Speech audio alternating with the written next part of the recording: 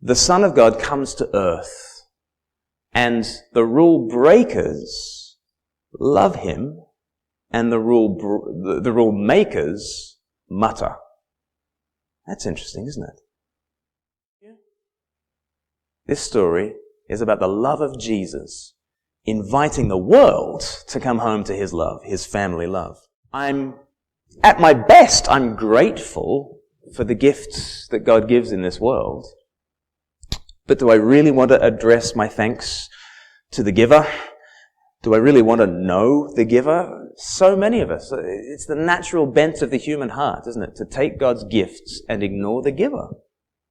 We're all a bit like this, aren't we?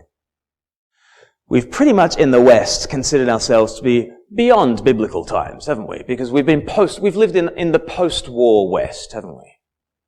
We're beyond warfare these days, aren't we? And you know, in the Bible, it keeps on talking about pestilence and plague. We're beyond that, aren't we? And the Bible talks about famine. We're beyond famine, aren't we? Well, in the last few years, things have really snapped back on us, haven't they? And we've come to see that we are not beyond biblical times at all. We live in a world full of war and pestilence. And here comes the famine. What makes life hard? Life is very hard. We saw that on the video, didn't we? Things like bereavement, things like warfare, fuel costs, how am I going to pay my bills, family issues. The money always runs out. The famine always hits. We have run away from a God who is full of generosity and life, but when you run away from life, you run into death. You just kind of do.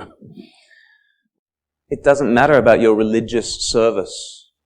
It doesn't matter about your moral record.